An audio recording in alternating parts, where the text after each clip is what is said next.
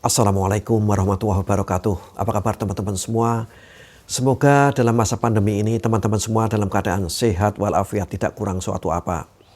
Di video-video yang lalu terakhir saya sampaikan mengenai yang disukai lawan bicara, atau saya sebutkan dalam tips berkomunikasi untuk semuanya. Yang sekarang adalah yang berlawanan dengan yang lalu, yaitu yang tidak disukai lawan bicara. Ada beberapa hal tentunya yang tidak disukai lawan bicara. Apa saja? Ya, walaupun ini tidak melulu hanya akan dipakai oleh medical reps, sales reps, SPG.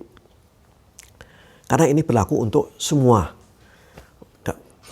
Dipakai untuk kita berkomunikasi di masyarakat.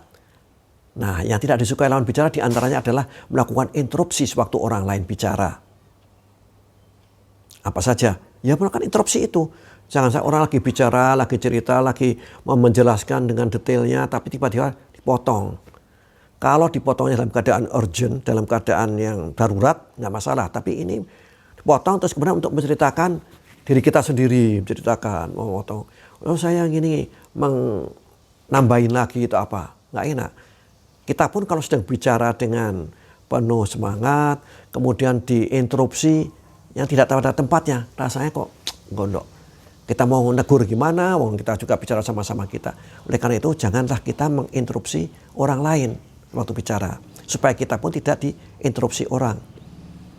Meskipun demikian, meskipun kita kadang-kadang sedang bicara diinterupsi orang, tapi lebih baik kita tidak ikut menginterupsi orang lain waktu bicara. Ya.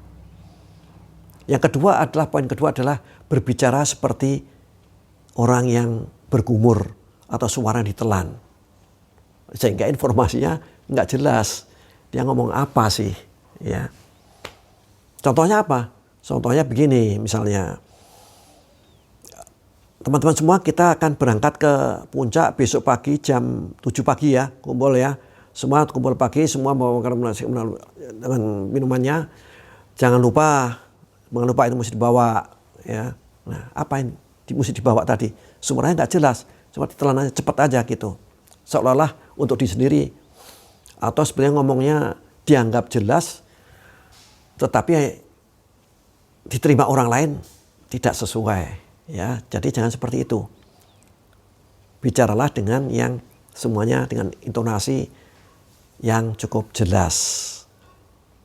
Namun juga suara tidak boleh terlalu keras atau terlalu lemah. Kalau terlalu keras, dianggapnya kita, itu yang bicara lagi, kupingnya mungkin kurang, pendengarannya kurang bagus. Sehingga dianggapnya orang lain juga seperti dia, sehingga suara bicaranya keras-keras, kencang-kencang, volumenya itu kencang, gitu, keras. Sehingga orang kaget-kaget. Atau lagi marah ya dia, ngomongnya kencang kali. Orang bilang, kencang kali kau ngomong. Ya, terlalu keras. Tapi sebaliknya kalau terlalu lemah, nanti orang juga nggak dengar.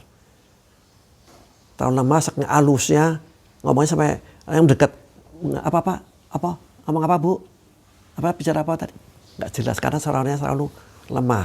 Harusnya suaranya yang normal-normal saja. Mungkin perlu dicek ke pasangan kita, atau ke tetangga, atau teman, suara kita cukup keras nggak ya? Karena kalau kita bicara keras, dianggapnya orang lain juga kurang pendengarannya. Ya. Jadi cukup yang normal. Dan bicara jangan monoton. Sangat membosankan kalau monoton. Harus ada naik turunnya, ada intonasinya lah. Ya, monoton itu seperti kalau anak kecil kelas 1, kelas 2 baca buku itu loh. Ini Ibu Putih mau pergi ke pasar, naik sepeda, pakai baju merah. Misalnya, seolah-olah seperti itu. Bicaranya itu monoton, datar gitu. Harus ada intonasinya, harus ada variasinya. Oke, saya rasa dalam satu video ini tidak mencukupi. Saya akan potong, kemudian video berikutnya akan masih ada separuh lagi dalam hal yang tidak disukai lawan bicara. Oke. Selamat bertugas, salam sukses. Wassalamualaikum warahmatullahi wabarakatuh.